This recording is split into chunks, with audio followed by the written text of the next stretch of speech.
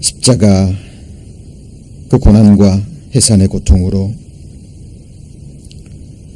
이제 다시는 사망에 이르지 아니하는 새 생명, 그 누구도 앗아갈 수 없는 부활의 영원한 생명을 주신 은혜 진심으로 감사합니다.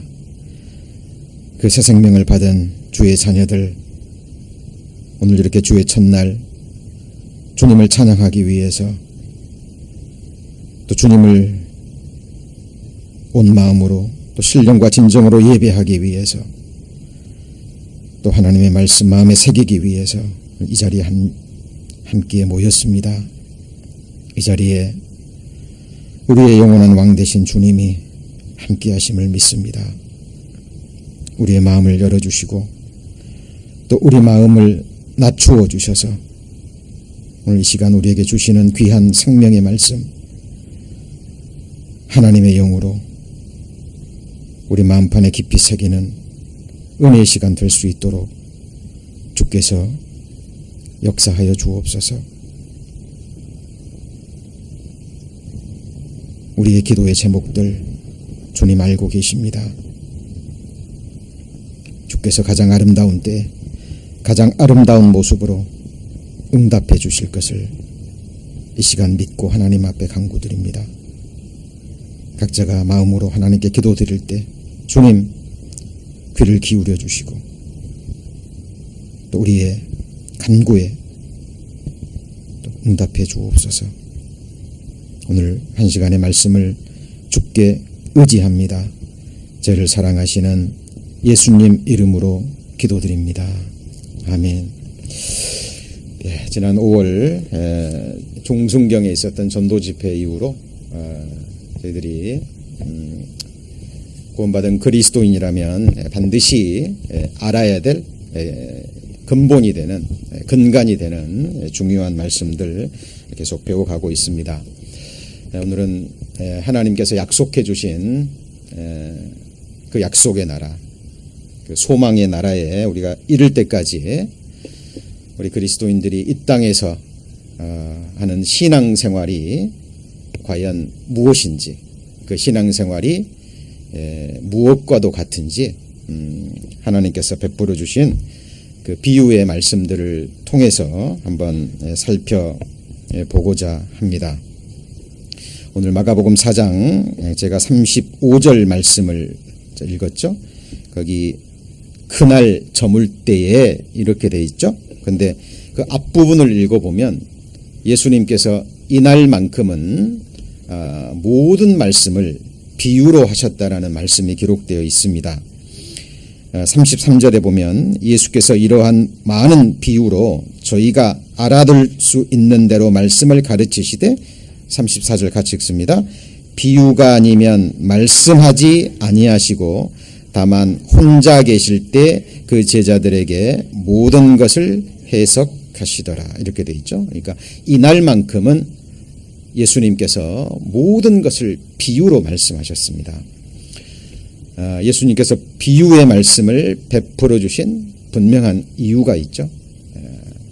명백한 진리의 말씀을 믿음으로 받아들인 하나님의 자녀들에게 그 진리의 말씀이 더 풍성하게, 더 풍부하게, 그리고 더 깊고 넓게 우리에게 이해될 수 있도록 하나님께서 비유의 말씀을 베풀어 주셨습니다. 그래서 이 비유의 말씀을 배우고 우리가 이해하게 되면 진리의 말씀, 그 본질되는 진리의 말씀을 우리가 더 풍성히 이해할 수가 있습니다. 자, 35절에 그날 저물 때, 그러니까 비유가 아니면 말씀하시지 않았던 그날 저물 때, 그러니까 그날이죠. 제자들에게 이르시되, 한번 같이 읽습니다. 우리가 저편으로 건너가자 하시니. 자, 이렇게 말씀하십니다. 그리고 무리를 떠나서요, 제자들과 함께 그 배에 올라탑니다. 그리고 자, 저편으로 건너가는데 37절에 보면 갑자기 광풍이 일어납니다. 광풍이라는 것은 예고 없이요, 갑작스럽게 일어나는, 바다 가운데 일어나는 바람입니다. 그래서 이 광풍에 의해서 배가 뒤집히기도 하고 큰 사고가 일어나기도 한다 그래요. 자, 그런데 예수님이 저편으로 건너가자 그래서 예수님이 함께 타시는 배인데 갑자기 광풍이 일어나고요.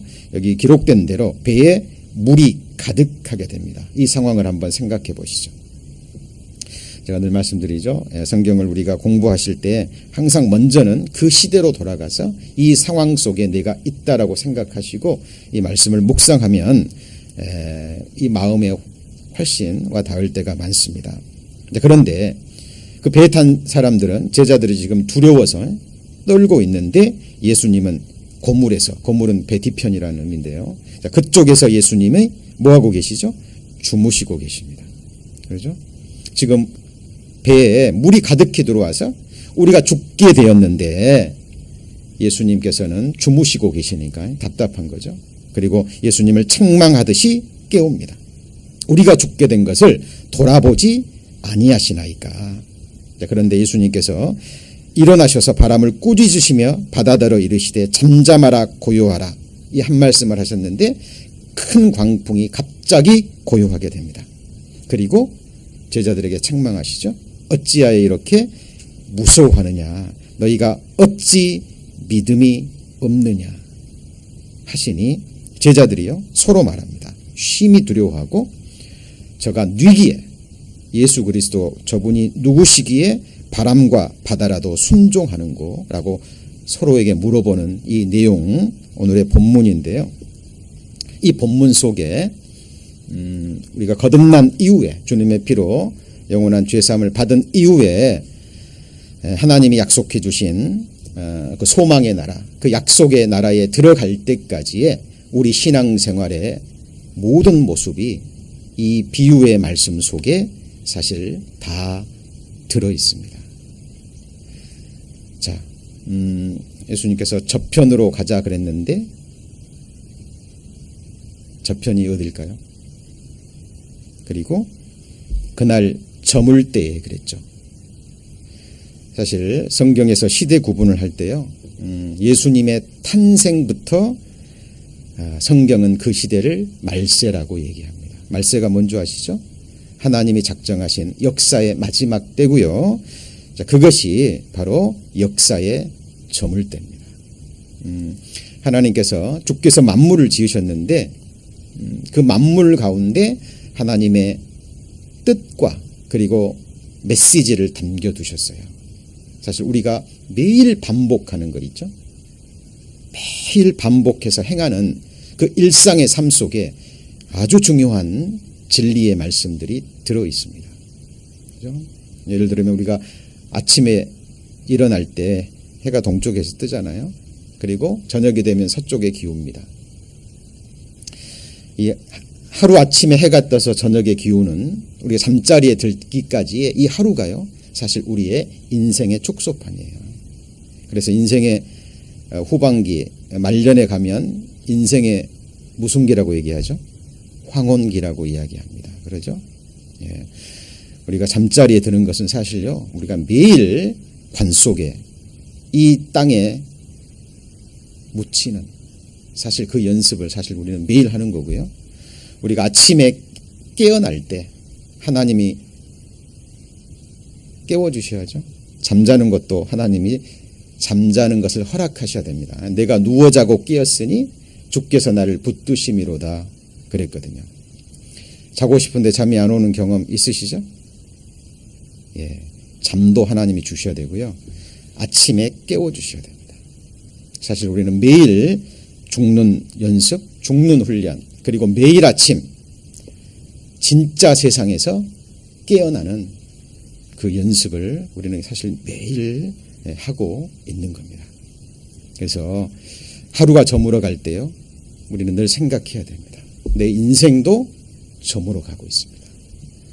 그리고요. 우리가 살고 있는 이 세상 역사도 하나님 보실 때는 저물어 가고 있는 거예요.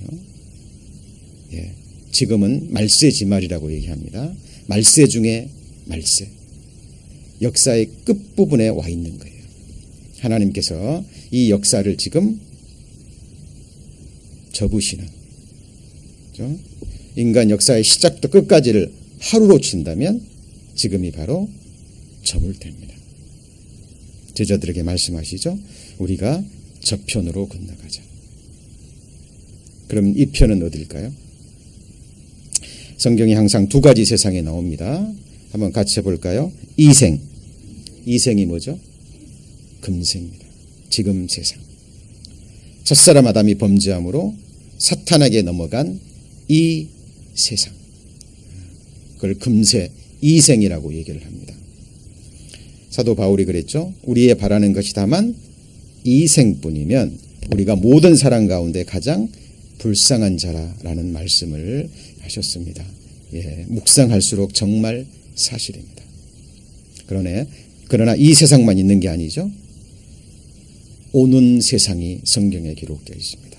그걸 내세라고 얘기를 하죠. 올레자를 써서 오는 세상. 하나님이 하나님의 자녀들에게, 주의 백성들에게 약속하신 약속의 나라, 그 나라가 성경에는 소망의 나라입니다. 이 세상에는 죽음이 있잖아요. 그러나 하나님이 약속해 주신 오는 세상은 죽음이 없습니다. 이 세상에는 질병이 있고 그 질병으로 인한 고통과 아픔이 있습니다. 지금 우리는 비교적 건강하다 할지라도요, 반드시 언젠가는 질병이 오게 되어 있고요. 이 몸은 썩어지게 되어 있습니다. 그래서 이 세상의 모든 것은 썩어지는 것, 더러워지는 것, 그리고 시간의 흐름 속에 지나가는 것, 이렇게 되어 있어요. 그걸 한마디로 성경에서는 허탄한 것, 허무한 것이라고 얘기합니다. 이 세상에서 하나님을 만나고, 인격적으로 하나님을 만나고 구원받고요, 천국 백성으로 준비되는 그 과정이 이 세상에서 의미가 있는 것이지, 그 다른 것은 하나님 보실 때 아무런 의미가 없는 거예요. 그것을 위해서 잠시 우리에게 이 세상 만물을 허락하신 겁니다. 그래서 하나님께서 지금도 우리에게 말씀하고 계시는 거예요. 어디로 건너가자고요? 저편으로 건너가자. 눈물도 없고 슬픔도 없는 주님이 영원히 다스리시는 완전한 사랑과 완전한 교제와 하나님의 사랑과 공의가 완전히 이루어지는 전능자 보시는 이상세계입니다. 그곳이 천국입니다. 그리고 이 배에 주님이 함께 계시잖아요. 그런데 저편으로 건너가는 과정에 뭐가 일어나요? 광풍이 일어납니다.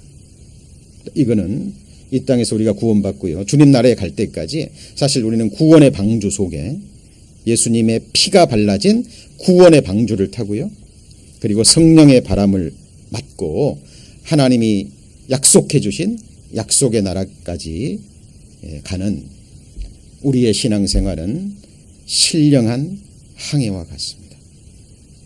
자, 같이 한번 해보실까요? 신령한 항해.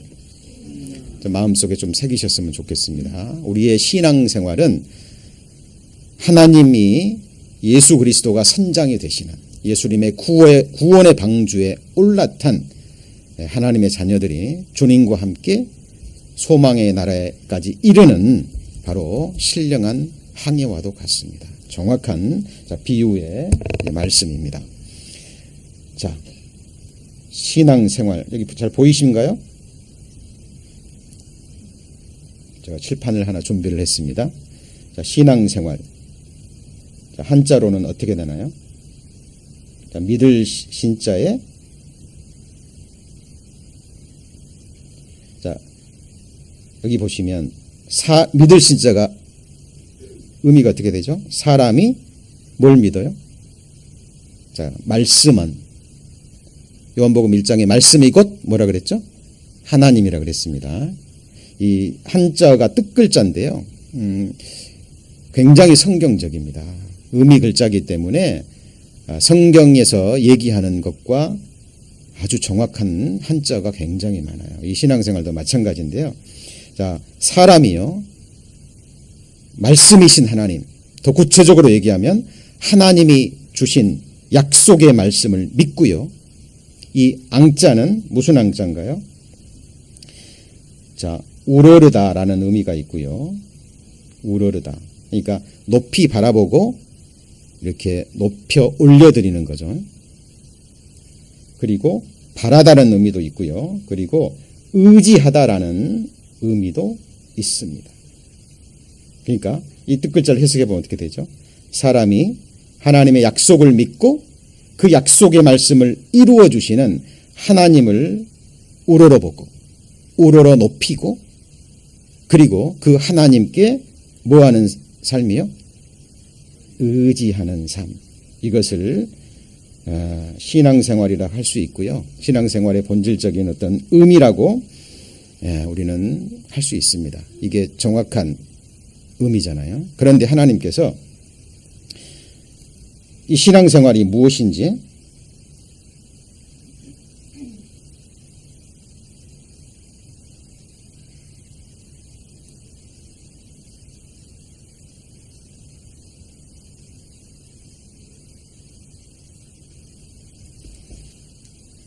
잠깐만요. 자, 이 신앙생활이 무엇인지 예수님께서 비유의 말씀으로 오늘 주신 게 뭐라 그랬죠? 신앙생활은 신령한 뭐라고요? 항해라고 말씀을 드렸습니다. 그래서 제가 좀 그림으로 좀 설명을 드릴 필요가 있어서요.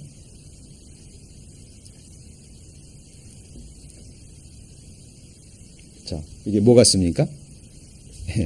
무슨 배인가요? 돛을 단 배입니다. 자, 이거를 구원의 방주라고 한번 생각해 보시죠. 구원의 방주라고 생각해 보시고요. 자, 그리고 하나님이 약속해 주신 여기 약속의 나라, 소망의 나라가 있습니다. 자, 새하늘과 새 땅이죠. 자, 지금 우리 눈에는 보이지 않지만 사도 요한이 요한계시록에서 이 새하늘과 새 땅을 봤잖아요. 그렇죠? 이거는 실제 하는 나라입니다. 우리가 영원히 살 소망의 나라, 천국입니다. 그죠? 그리고 시편에 보면 이따 찾아볼 겁니다. 이 소망의 나라에 이르는 무슨 항구가 있냐면 같이 해볼까요? 소원의 항구. 소원의 항구가 있습니다. 그리고 자, 히브리서 6장에 보면 영혼의 닻이 나와요. 닻이 뭔지 아시죠? 자, 닻은 뭔가요? 배를 정박시킬 때 바다 밑에 내리는 것을 자, 닻이라고 얘기를 합니다. 자, 우리의 신앙생활의 모습입니다. 자, 그리고 이거를 뭐라 그러죠? 돛대. 맞죠? 뭐라고요? 돛대. 이것을 뭐라 그래요? 이것을 돛이라고 얘기합니다. 그렇죠? 이거는 뭐라고요? 닷. 헷갈리시면 안 돼요. 자, 이거는 돛대. 그리고 이건 뭐라고요? 돛. 돛이 뭔지 아시죠? 돛. 바람을 막고 돛담배는 바람을 막고 바람의 힘으로 움직이는 배를 뭐라 그러죠? 돛단배라고 얘기를 합니다. 근데 사실 자, 이 비유의 모습 속에 우리의 신앙생활이 들어 있습니다. 자, 이사야 33장을 한번 보시겠습니다.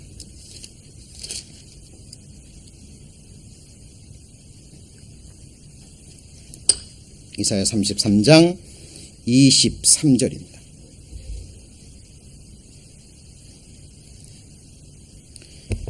이사야 33장 23절 1005페이지. 자, 예수님께서 이사야 선지자를 통해서 책망하시는 말씀이 있는데요. 거기 23절 한번 같이 읽습니다. 너의 돛대줄이 풀렸었고 돛대 밑을 튼튼히 하지 못하였고 돛을 달지 못하였었느니라. 예. 여기 보시면 너의 뭐가 풀렸다고요? 돛대줄입니다. 돛대줄이 뭔데요? 이 돛대와 함께 돛을, 바람을 맞는 돛을 이어주는 줄입니다. 그렇죠? 그리고 이 돛대와 함께 돛대 밑이요. 돛대 밑이 배하고 정확하게 든든히 메어져야 돼요. 튼튼하게. 왜요? 돛대와 함께 돛이 펼쳐져 있어도 바람이 세게 불면 이 돛대가 뭐하기도 하죠? 부러지기도 하는 거예요. 그래서 이 돛대 밑이라는 것은 기본이 되는, 건물로 치자면 기초와도 같은 아주 중요한 부분입니다. 우리가 지난 시간에 자, 마음판에 색이라는 말씀을 배웠잖아요. 우리 신앙생활의 아주 기초가 되는 결코 흔들려서는 안 된 기본적인 진리의 말씀들이 있습니다. 복음을 비롯해서 우리가 오늘 배우게 될 신앙생활이 무엇인지도 우리가 마음속에 성경을 통해서 확실한 개념이 잡혀야 돼요. 그렇죠? 그렇지 않으면 우리의 신앙생활이 어려워집니다. 그래서 주님이 선장으로 계신 구원의 방주에도 광풍이 붑니다. 예수님께서 일부러 허락하시고요. 그리고 그 광풍으로 인해서 이 배에 물이 들어오듯이 교회 안에서도 환난과 고난이 있거든요. 하나님이 허락하시는 겁니다. 그런데 이 제자들이요, 만일 고물 뒤에서 주무시고 계시는, 이게 안식하고 계시는 주님의 모습이거든요. 사실 예수 그리스도는 교회 안에서 거듭난 그리스도의 심령 안에서 안식하고 계시는 겁니다. 왜요? 죄사함을 받은 주의 백성들이기 때문에. 그렇죠?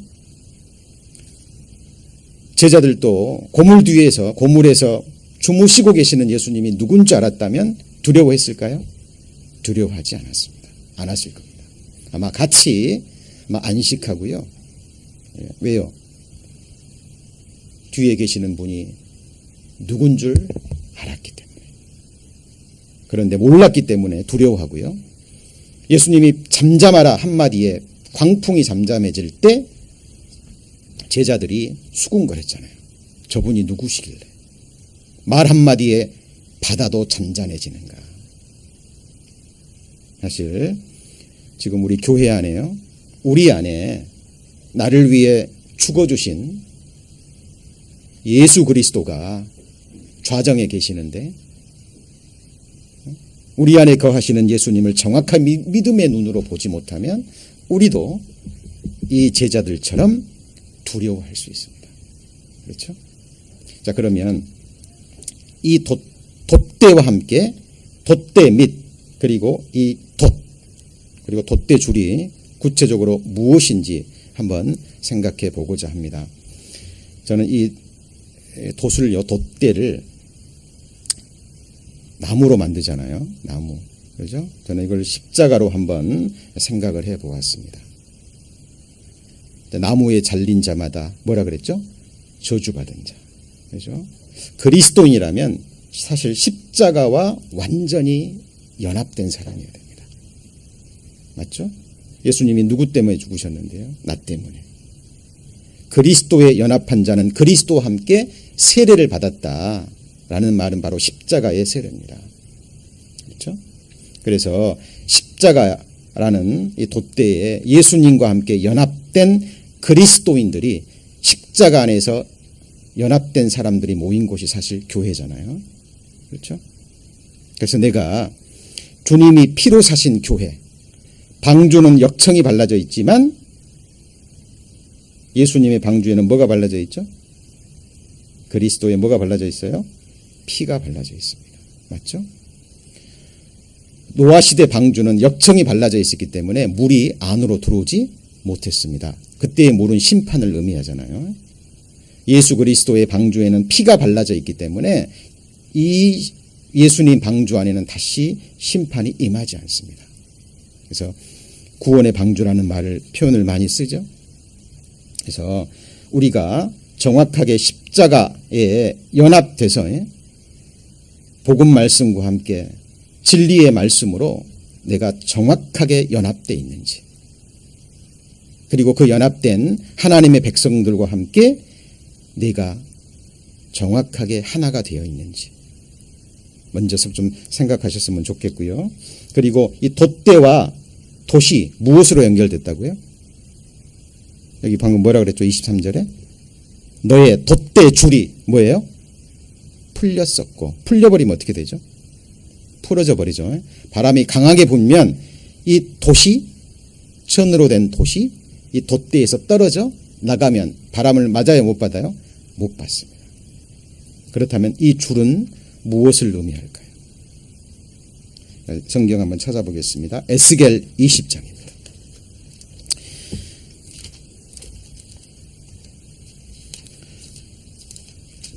에스겔 20장 37절.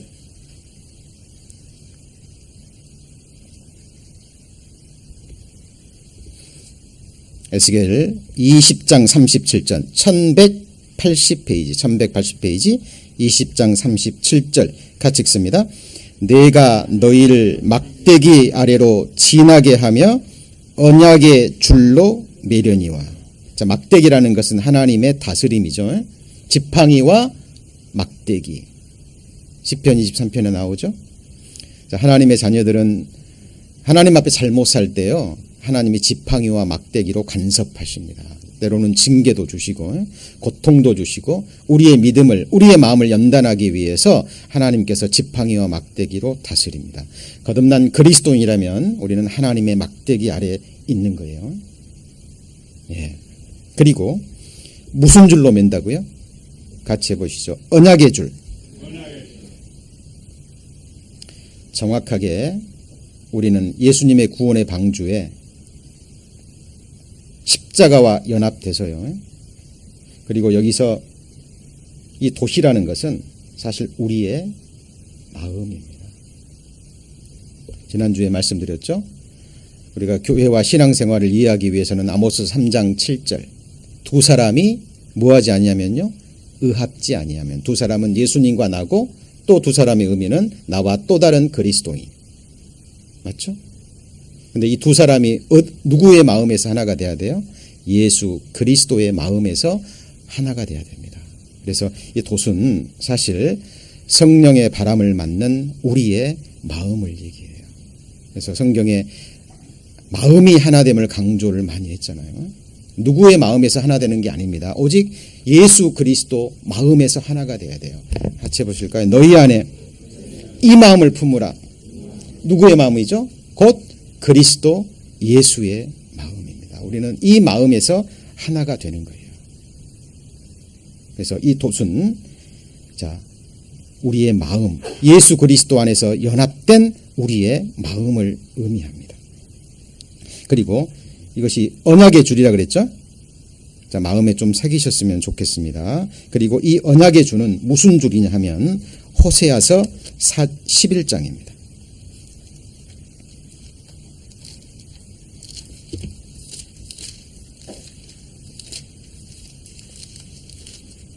호세아서 11장 4절입니다.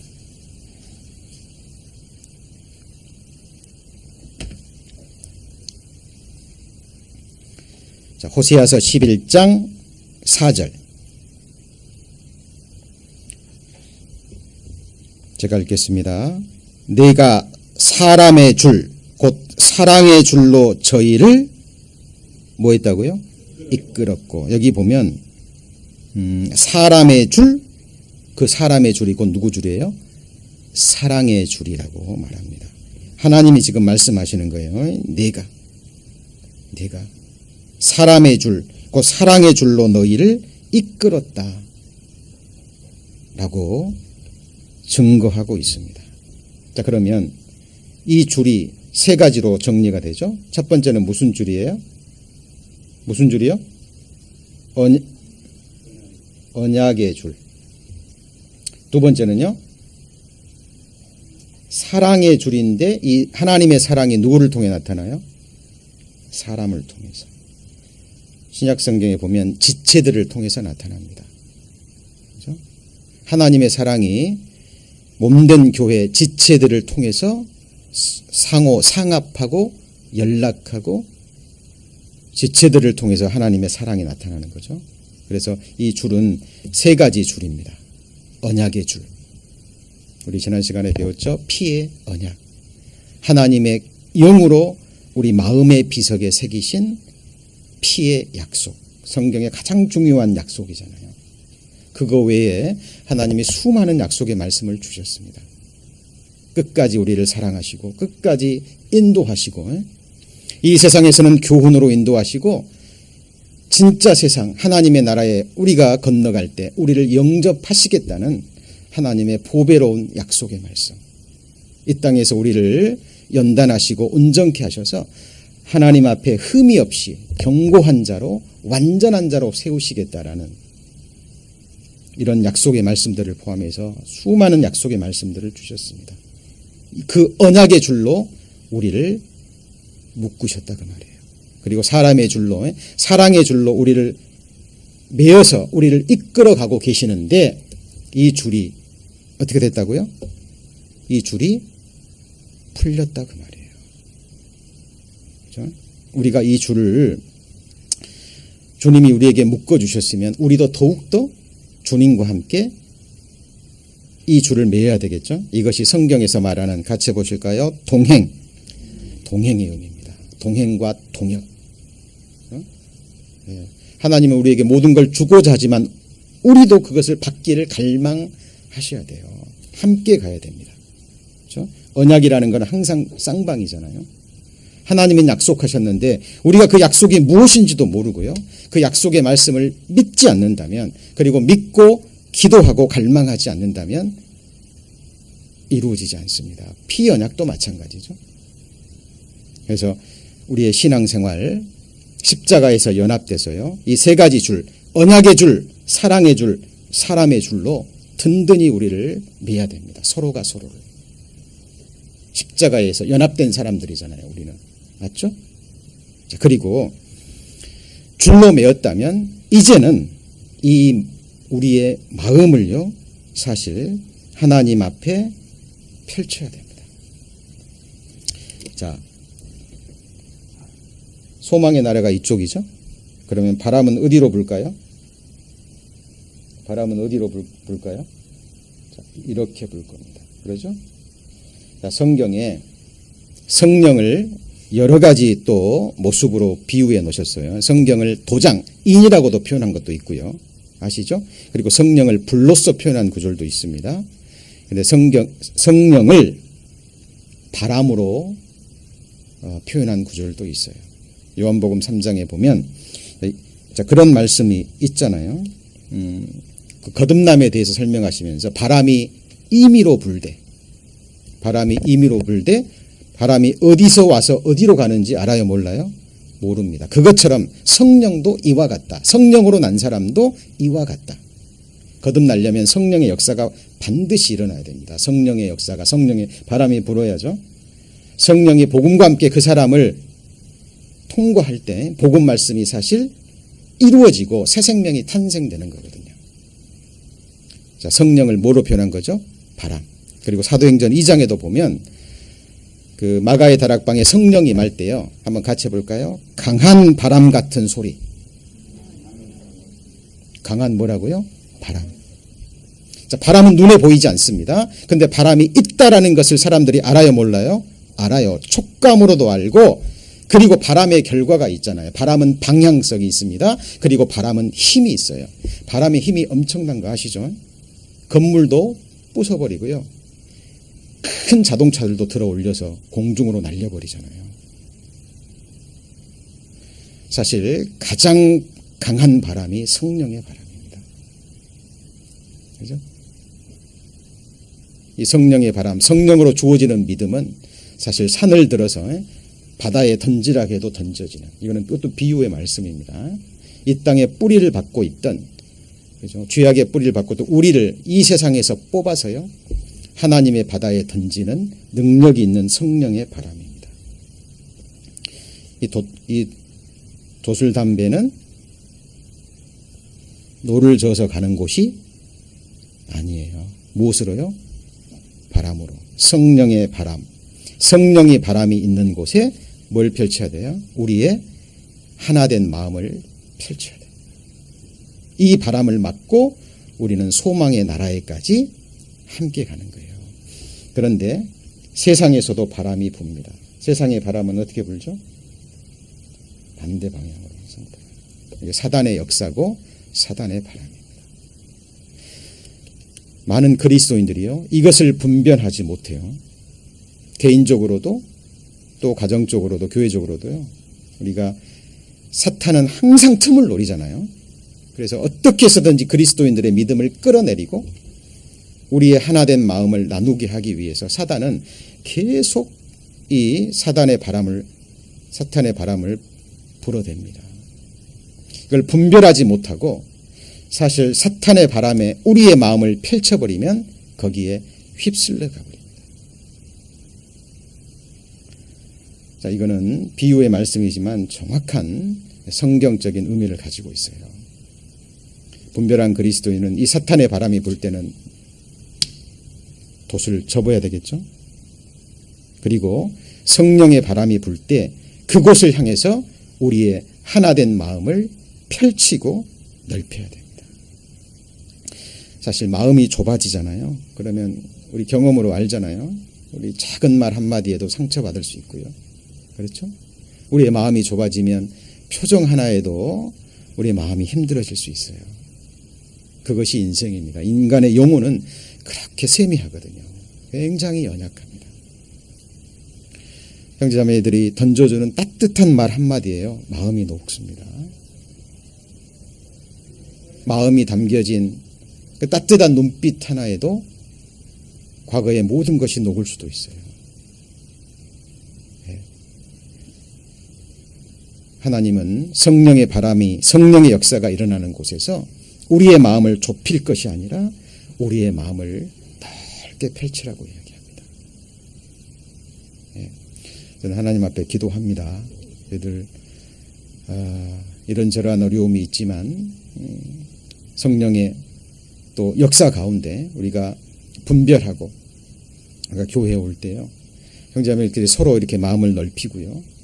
그리스도의 마음으로 서로가 서로를 영접하고 용납하고 또 섬기는, 서로가 서로를 향해서 우리를 향한 예수님의 마음처럼 마음을 넓히는, 마음의 돛을 넓게 펴는 저희들이 됐으면 좋겠습니다. 시편 119편입니다. 시편 119편.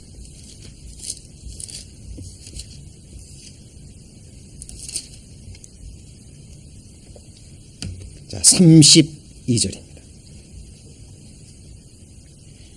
시편 119편 32절 같이 읽습니다. 주께서 내 마음을 넓히시오면 내가 주의 계명의 길로 달려가리이다. 자, 왜 시편 기자가 이렇게 기도할까요? 자기는 못 높이거든요. 우리 육신이 어떤지 잘 아시죠? 우리의 마음의 가죽이 어떤지 우리는 체험적으로 너무나 잘 알고 있습니다. 우리는 사실 사랑할 수 없는 존재잖아요. 아담의 후손, 죄인으로 태어났습니다. 그런데 우리가 사랑할 수 있는 힘은 바로 하나님의 원수되었던 나를 죽기까지 사랑한 그리스도의 사랑이 내 마음을 붙잡았기 때문에, 그 사랑이 내 안에 거하기 때문에 이제 내가 받은 주님의 사랑을 생각하면, 내가 받은 주님의 사랑으로 사랑하면 이게 성령의 능력입니다. 그래서 성경에 보면 계속 성령으로라는 말이 많이 나옵니다. 한번 같이 해볼까요? 너희가 성령으로 살면, 그 다음에 뭐죠? 성령으로 행할지니. 봉사도 어떻게 하라 그랬어요? 성령의 공급하시는 힘으로.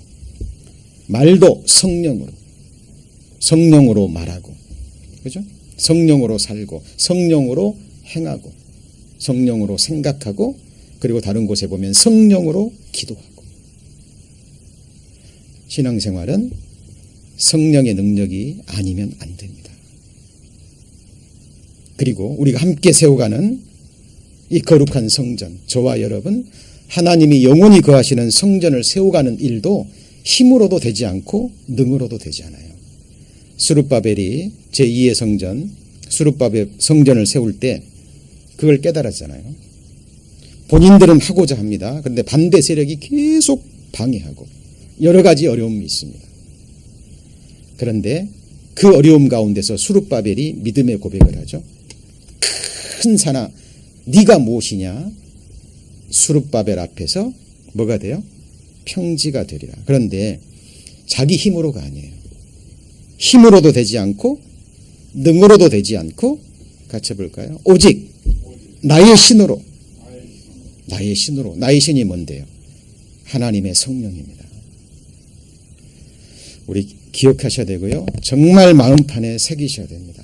우리가 하나 되는 것도 성령의 은혜가 아니면 안 돼요.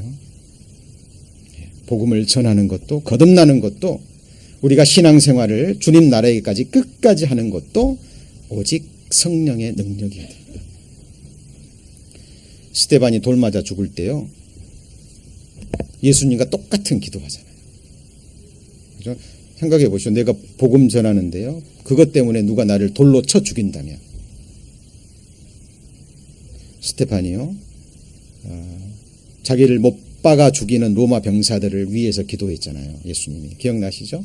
저들의 죄를 돌리지 말라고. 스데반도 동일하게 자기를 돌로 쳐 죽이는 사람들을 향해서 저들의 죄를 저들에게 돌리지 말라고. 그 기도가 가능했던 것이 스데반 안에 누가 계셨어요? 주님이 계셨기 때문에 그렇습니다. 그래서 우리의 신앙생활 결코 우리의 힘으로도 되지 않고요, 능으로도 되지 않습니다. 신앙생활은 오직 성령의 능력으로 가능한 거예요. 성령의 역사가 일어나는 곳에 우리의 마음을 두고 그리스도의 마음으로 우리의 마음을 펼칠 때 성령의 능력으로만 가능한 겁니다. 이 시편 기자도 자기의 마음이 좁다라는 걸 너무 알아요. 주님의 계명이 사랑이잖아요. 가장 큰 계명, 특히 새 언약을 받은 우리 그리스도인들에게 주어진 최고의 언약이 내가 너희를 사랑한 것처럼 서로 사랑하라는 새 계명입니다. 근데 어렵잖아요. 힘듭니다. 우리의 노력 안 돼요. 한계가 있습니다. 3000년 전에 시편 기자도 이렇게 기도합니다. 주께서 내 마음을 뭐하면요? 넓히시오며, 주님께서 넓혀주시면 내가 계명의 길로 달려갈 수 있다라는 사실입니다. 고린도후서 6장입니다. 고린도서 6장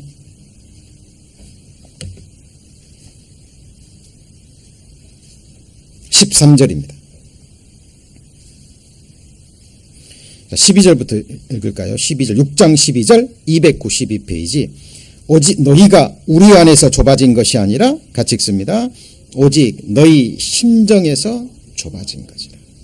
마음이 좁아지면 모든 것이 다 걸리죠. 근데 마음이 넓혀지면요, 넉넉히 받을 수 있습니다. 예. 사실 우리가 어떤 부분에 있어서 좀 판단을 받고 지적을 받는다 할지라도요, 돌아보잖아요. 깊이 자신을 돌아보면 사실 지적받는 것보다 판단받는 그 모습보다 훨씬 더 악하고 폐역한 모습을 우리는 발견할 수밖에 없습니다. 그게 우리 인생이잖아요. 그래서 우리의 자신을 말씀의 빛으로 비추고 우리의 마음을 조금만 넓히면 사실 모든 것이 은혜입니다. 그래서 어제도 구역 모임 하면서 참 많은 은혜의 시간이 됐습니다. 우리의 마음이 낮아지면, 그렇죠? 우리의 마음을 낮추면 사실 누가 하나님 말씀 한 말씀만 읽어줘도 기록된 진리의 말씀이잖아요. 그 말씀이 우리에게 너무나 큰 은혜가 됩니다. 사도 바울이 고린도 성도들에게 책망하면서요, 이렇게 권면합니다. 13절 같이 읽습니다. 내가 자녀에게 말하듯 하노니 보답하는 양으로 너희도 마음을 넓히라. 저는 이렇게 묵상하면서 기도하면서 늘 그런 생각합니다. 내가 영원이라는 시간을 보낼 곳은 이 세상이 아니잖아요. 사실입니다. 우리가 거듭난 것이 사실이라면 지금도 우리는 하나님의 임재 안에 있잖아요. 그 불꽃 같은 눈으로 하나님이 우리의 일상생활의 모든 것 뿐만 아니라 마음의 깊은 숨겨진 생각까지 하나님은 다 보고 계셔요. 우리가 정말 천국 성도라면요, 지금부터 하나님의 임재 가운데 매일 매순간 살아가는 훈련을 해야 된다고 저는 확신합니다. 우리 형제자매님들은 어떠십니까? 왜요? 내가 살 곳이 그 세상이거든요. 이제 다다음 주 정도 될 것 같은데요. 우리가 마태복음 다시 강에 돌아가면 천국에 대해서, 회개와 천국에 대해서 좀 자세히 배울 텐데요. 그 천국을 그냥 막연히 좋은 것, 그냥 막연히 기쁜 것, 이렇게만 생각하시면 안 됩니다. 천국은 누가 계신 거예요? 완전히 거룩하신 하나님의 통치와 다스림이 완전히 임하는 그분의 나라입니다. 죄가 호리만한 죄도 있을 수 있어요, 없어요? 없어요. 없습니다. 그 세상에서 우리는 영원이라는 시간을 보내야 될 사람들이에요. 그렇다면 내가 그 나라 백성인 것이 사실이라면 지금부터 그 하나님의 임재 가운데서 살아가는 훈련 하셔야 됩니다. 그리고 삶으로 증거가 돼야 돼요. 매일 매 순간 내가 보는 것을 주님이 보고 계시고 내가 이 땅에서 걸어가는 걸음을 세고 계시고 내 마음속에서 생각하는 것을 하나님이 다 알고 계시잖아요. 우리는 그 세상에서 영원히 보낼 겁니다. 그게 사실이라면 이 땅에서도 우리는 그렇게 보내야 됩니다.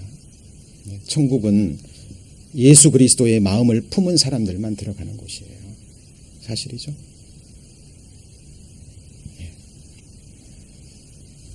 사도 바울은 보답하는 양으로, 무슨 보답인가요? 주님께서 나를 받아주기 위해서 원수까지 사랑하시는, 원수까지 사랑하기 위해서 목숨까지 내어주신 그 넓은 마음으로 나를 품어주셨잖아요. 맞죠? 그 사랑으로 내가 구원받았다면 하나님께 조금이라도 보답하는 양으로 우리의 구체적인 일상 가운데, 가정생활에서 남편과 아내 사이, 부모와 자식 사이, 그리고 직장에서의 동료끼리, 상사와 부하 사이, 또 교회 안에서 같은 형제 자매들끼리요, 정말 마음을 조금씩 넓혀가는, 그것이 하나님 나라의 백성 되는, 그죠? 결정적인 증거 중에 하나입니다. 왜요? 그 나라는 사랑의 나라거든요. 그래서 우리의 신앙생활, 그죠? 우리의 신앙생활, 자, 여기 한번 보시죠. 예수님의 피가 발려진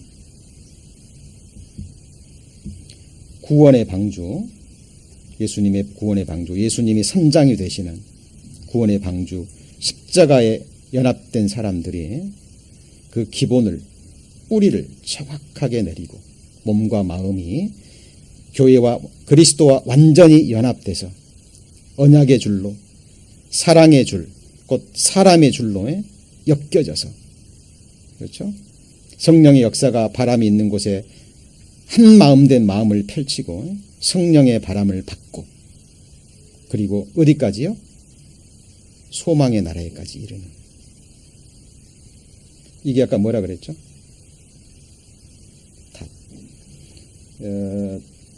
사도 바울은요, 이 닷을요 이렇게 표현합니다. 히브리서 6장입니다.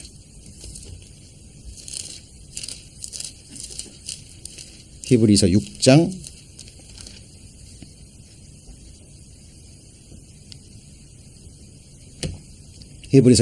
19절.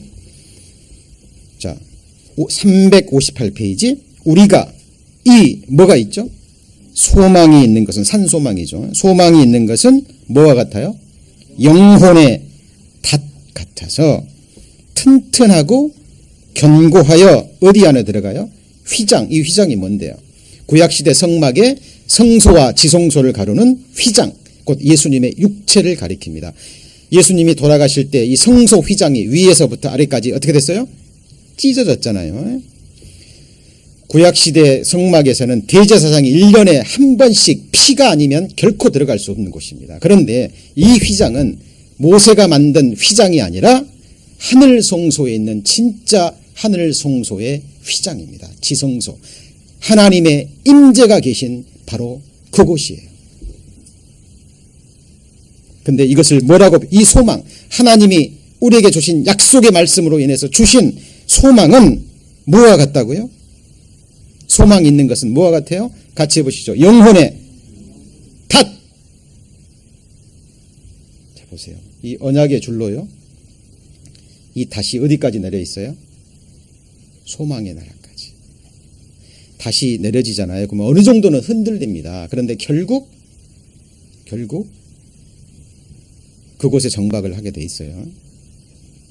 우리 형제자매님들, 영혼이 어디에 가 있나요? 우리의 시선이, 우리의 마음이 어디 가 있나요? 성경은 정확하게 얘기합니다. 네 보물이 있는 곳에 네 마음도 가 있다 그럽니다. 예수 그리스도가 보배가 되어 있잖아요. 그러면 예수 그리스도의 보배인 피로 사신 교회에 온통 마음이 가 있어요. 온통. 네, 사실입니다. 그거 인정하시죠? 정말 그리스도와 연합된, 그래서 영어 속담에도 그런 게 있잖아요. We are in the same boat. 우리말로 하면 뭐죠? 한 배 탄 사람들. 의미가 무엇인가요? 운명을 같이 하는 사람들. 한 배를 탔다 그 말은 운명을 같이 했다 그 말이에요. 그런데 성경에요, 같이 해볼까요? 믿음에 관해서는 파선하였느니라. 네, 파선된 믿음이 나옵니다. 왜 믿음을 배가 파선되는 것으로 표현했을까요? 잘못된 배를 탔거든요. 사람이 선장이 되어 있다거나, 그렇죠? 예수님이 함께 계시지 않는, 성령의 역사가 없는 그곳에서는 잠시 흉내는 낼 수 있지만 반드시 믿음에 있어서는 파선합니다. 그렇죠? 그리고 개인적인 파선도 있을 수 있어요. 정말 주님이 함께 하시는 이 배에 함께 올라탔지만 아까도 말씀드렸죠. 이 바람을 분별하지 못하고, 그렇죠? 성경에서 말하는 것처럼 성령으로 시작했다가 육체로 마친 사람들이 있거든요. 이 믿음을 끝까지 지키지 못하고, 그 사람들은 구원은 받겠지만 아마 불가운데 얻는 구원, 부끄러운 구원이 될 겁니다. 그것도 하나님만이 그런 판단하실 수 있는 거죠. 자, 우리의 시선, 우리의 소망은요, 이 나라에 가 있어야 됩니다. 이것을 히브리서 6장에서는 다시 한번 해보시죠. 영혼의 닷. 그래서 튼튼하고 견고하여 어디로 들어가요? 휘장 안, 언약궤가 있는, 전지전능하신 하나님의 임재하심이 있는 가장 거룩한 장소까지 우리를 인도합니다. 사실 이것이 우리의 뭐라고요? 같이 해보실까요? 신앙생활. 하나님의 약속의 말씀을 믿고 바라고, 그 약속의 말씀을 이루어 주시는 하나님을 우러러 높이고 의지하는 생활, 신앙생활입니다. 그런데 하나님께서 이 신앙생활이 무엇인가 더 의미를 풍성하게 하고 우리에게 이해를 더하기 위해서 예수님께서 비유의 말씀으로 베풀어 주신 거예요. 우리의 신앙생활은 예수님이 선장이 되시는 이 구원의 방주를 타고요, 십자가에서 연합된 사람들이 십자가에 죽고 십자가에서 주님과 함께 부활해서 누구도 앗아갈 수 없는 부활의 새 생명, 다시는 사망에 이르지 않는 그 영원한 새 생명을 받은 그리스도인들이 그리스도의 마음 안에서 연합돼서 언약의 줄, 사람의 줄, 사랑의 줄로 묶여서 그 이끌리심을 받고 성령의 바람으로, 성령의 인도하심으로 소망의 나라까지 이르는 신령한 항해인 것이 틀림없습니다. 노아 방주는 키가 없었어요. 아시죠? 왜 키가 없었습니까? 노아의 방주의 최종 목적지는 어디죠? 아라랏산.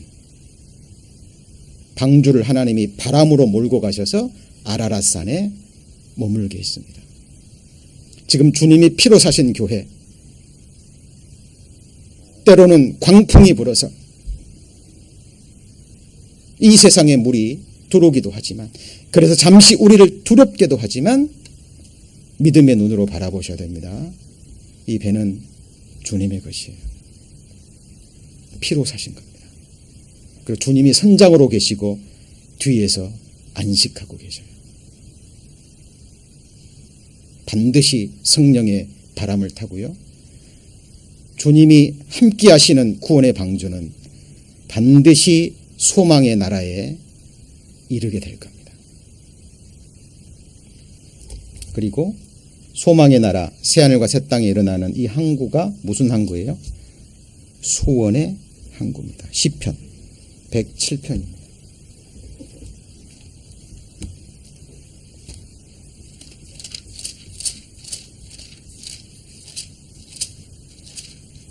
시편 107편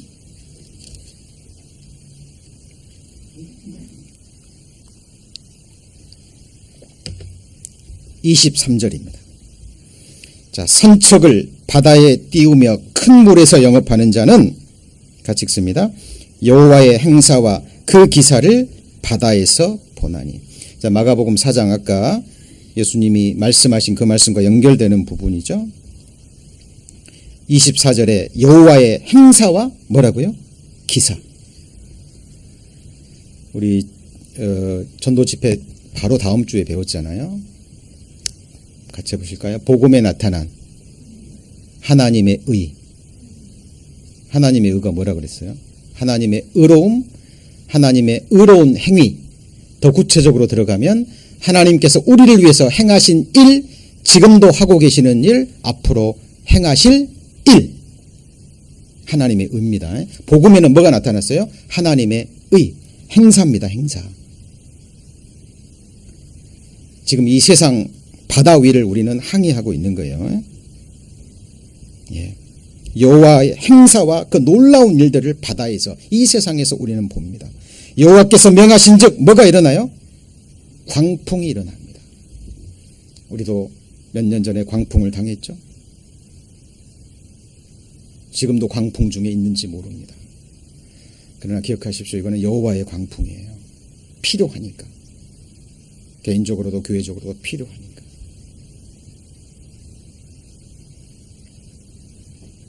그 수백 년, 수천 년을 가는 나무들이 있잖아요. 그 나무들이 그렇게 수천 년 오래 살 수 있는 이유가 한 번씩 광풍이 불고요. 그 폭풍우가 불 때, 예. 그때를 이 나무도 경험했기 때문에요. 그때를 대비해서 기회가 주어질 때 계속 깊이 땅으로 뿌리를 내린다 그래요. 그리고 나무들끼리 그 밑에서 뿌리로 연합이 된다 그럽니다. 그래서 세콰이어 그 큰 나무들이 오래 견딜 수 있잖아요. 그 밑에 뿌리를 보니까 그 밑에서 뿌리들이요 깊이 내리고 나무들끼리 붙잡고 있는 거예요. 수천 년을 견딥니다. 우리의 신앙생활도 마찬가지라고 생각해요. 이게 우리의 믿음을 끝까지 지키고요. 성령의 역사와 함께 끝까지 가게 되면 너무나 영광스러운 그 세상과 함께 모든 것이 준비되어 있거든. 사탄이 이것을 아는 거예요. 압니다. 한 사람의 그리스도인이 성령의 능력으로 예수님의 반석 밑에 뿌리를 내리고요. 일꾼으로 세워질 때 그 역사를 알거든요. 한 지역교회가 온전히 성령 안에서 연합될 때 그 성령의 역사를 사탄은 아는 거예요. 그래서 그런 가능성이 있는 그리스도인일수록, 그런 가능성이 있는 교회일수록 사탄은 알고 역사하는 겁니다. 교회 역사 보십시오. 복음이 있었던 교회에 가장 사탄의 바람이 불어서요. 한 세대를 넘지 못한 경우가 대부분입니다.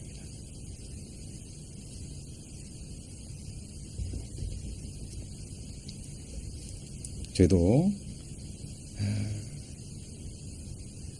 개인적으로 또 가정적으로 교회적으로 일어나는 모든 일들을요 정말 주님의 눈으로 바라보고요.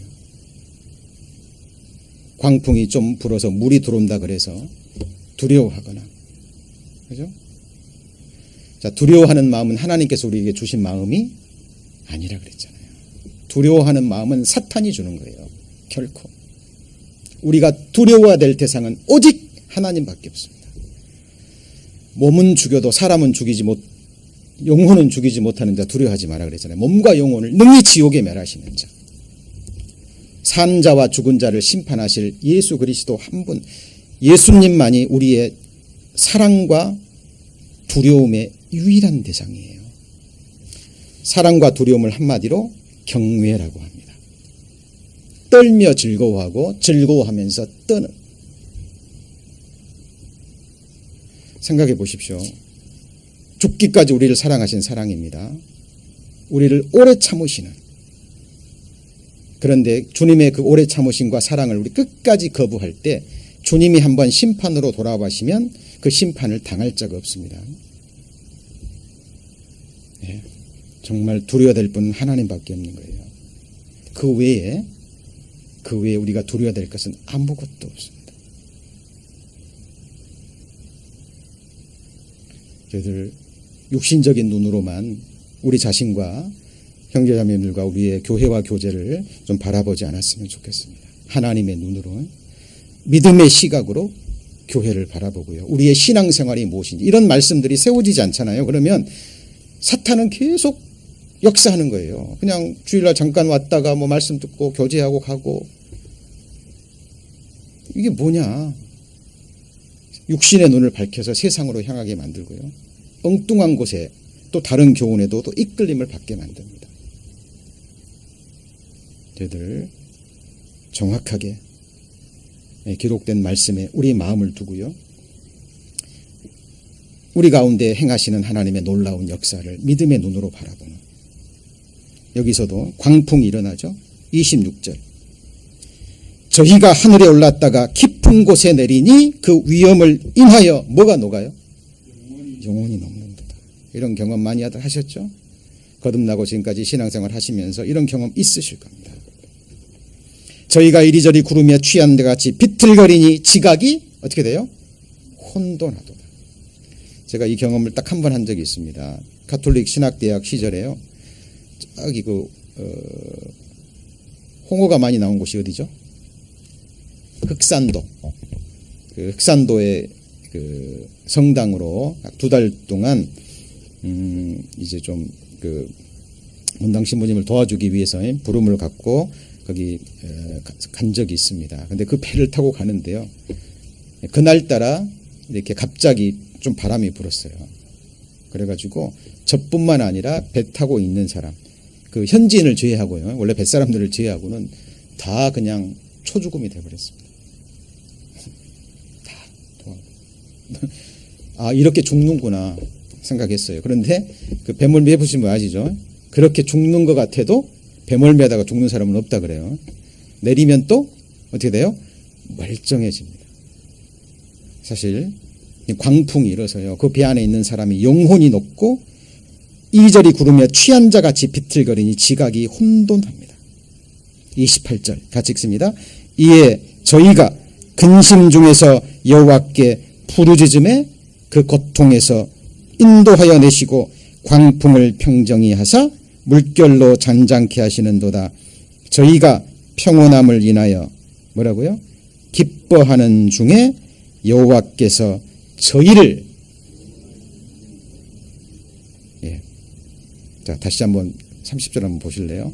30절. 저희가 평온함을 인하여 기뻐하는 중에 누가요? 여호와께서 저희를 어디로요? 소원의 항구로 어떻게 하죠? 인도하시는도다. 여기가 무슨 항구예요? 여기가 무슨 항구예요? 소원의 항구입니다. 우리의 final destination, 최종 목적지입니다. 그런데 이곳에 이르기 위해서는 가장 중요한 게 뭐라고요? 십자가에 연합이 돼야 됩니다. 복음으로. 맞죠? 십자가에서 연합된 사람들, 자기가 부인된 그리스도인들과 예수 그리스도의 마음 안에서 하나가 돼서 마음을 넓히고 언약의 줄, 사랑의 줄, 사람의 줄로 하나님의 인도하심을 받고 성령의 바람을 받고요. 이 소망의 나라까지 이끌림을 받는 우리의 신앙생활은 신령한 항해와 같습니다. 이것은 제가 억지로 해석하는 것이 아니라요. 2000년 기독교 역사 가운데 수많은 그리스도인들이 성경을 통해서 예수님의 가르침을 통해서 마음에 새겨진 진리의 말씀입니다. 그렇죠? 저도 이 사실을 오래전부터 알고 있었고 기회 되는 대로 말씀을 전했지만 어때요? 이것이 새겨지지 않잖아요. 새겨졌어도 우리가 다시 마음판에 그것을 분명히 하고 늘 묵상하고 우리 구체적인 우리의 신앙생활과 우리의 삶에 이게 믿음으로 적용하지 않잖아요. 그러면 또 시간이 지나면 어떻게 되죠? 이게 또 희비해져 버립니다. 그거 아시죠? 돌 비석에 깊이 어떤 글자를 새겼어요. 그런데 그 비석을 잘 관리 안 해주면 어떻게 됩니까? 나중에 그게 뭐가 쌓여요? 먼지도 쌓이고 눈도 쌓이고 흙탕물도 쌓이고 나중에는요. 글씨가 보여요, 안 보여요? 안 보입니다. 새겨져 있는데. 그런데 그 비석을 잘 관리하고 씻어주고 물로 씻어주면 깨끗하게 되면서 돌에 새겨진 그 글자가 명백하게 나타납니다. 복음도 마찬가지고요. 이런 비유의 말씀들도 마찬가지입니다. 우리 마음판에 새겨져 있어도 우리가 늘 더욱더 명백히 새겨서 스스로 믿음으로 다시 한번 각인시키고 읽어내지 않으면 시간 지나면서 이것이 희미해져 버리는 거예요. 그죠? 그래서 신앙생활 하다가 이러저러한 어려움을 겪고 또 사탄의 바람이 또 일어나면 여러 가지 또 마음에 힘든 부분도 있고 걸림도 있고 상처도 받고 하면서요. 사탄의 이끌림을 받아버립니다. 조심하셔야 됩니다. 예. 우리의 신앙생활은 하나님이 예수 그리스도가 선장으로 계시는 그죠? 구원의 방주에 함께 올라탄 영혼의 운명을 같이 하는 하나님의 권속들입니다. 그렇죠? 정말 서로를 귀히 여기고요. 귀히 여기고 정말 서로를 사랑하는 가운데 우리의 신앙생활 끝까지 같이 갔으면 좋겠습니다. 반드시 그렇게 되리라 믿습니다. 그 성막에 보잖아요. 그러면 성막과 그 지성소를 이루는 이런 널빤들이 있어요. 아시죠? 조각목인데요. 무슨 목이요? 조각목. 나무입니다. 인성을 나타냅니다. 그런데 이 조각목 위에 뭘 입혔죠? 금을 입혔습니다. 이 금은 예수 그리스도의 신성이에요. 이 금은 예수님께서 우리에게 입혀주신 구원의 옷이기도 합니다. 우리는 죄인이었지만 예수님의 의로 덧입은 사람들이 지금 교회를 이루고 있고 교회의 구성원을 이루고 있고 함께 교회를 세워가고 있는 거예요. 기둥과도 같습니다. 그런데 그 성막에 보면 4개의 고리가 나와요. 뭐가 나와요? 4개의 고리. 이 4개의 고리는 밖에서 보입니다. 그래서 이렇게 연결돼 있어요. 띠로. 눈에 보이는 그 띠로 이게 연결돼 있습니다. 이 4개가 뭔지 아시죠? 사도행전에 보면 사도의 가르침을 받고 말씀입니다. 그렇죠? 그리고 교제하고 말씀으로 교제하는 거죠. 그리고 3번째는 떡을 뗍니다. 성경에 떡을 뜬다는 게 뭐죠? 함께 음식도 나누지만 말씀의 떡도 나누고 성찬식 생각하셔야 됩니다. 성찬할 때 가장 중요한 게 주님 오실 때까지 주의 죽으심을 뭐 하는 거예요? 전하는 거예요. 이건 전도에 해당됩니다. 그리고 마지막이 뭐예요? 기도하기를 전혀 힘쓰더라. 눈에 보이는 이 4가지로 우리 교회가 우리 성도들이 띠를 이루고 있어야 됩니다. 그런데 이게 있는 게 아니죠. 보이지 않는 이 널빤 띠 속으로요. 이 중심을 꿰뚫어가는 띠가 있습니다. 성막의 기구 중에요. 저는 가장 중요한 부분 중에 하나라고 생각합니다. 이거는 밖으로 보이지 않아요. 성막 한 중간을요. 구멍을 뚫어서 안에서 연결한 띠가 있어요. 이 띠가 뭘까요? 골로새서 3장 오늘 마지막 말씀으로 한번 보시죠.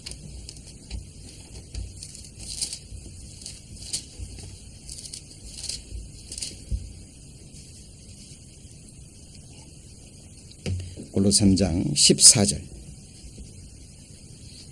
자, 12절부터 읽죠. 그러므로 너희는 하나님의 뭐죠? 택하신 거룩하고 사랑하신 자처럼 긍휼과 자비와 겸손과 온유와 오래 참음을 뭐하고요? 옷 입고. 우리가 입어야 될 옷입니다.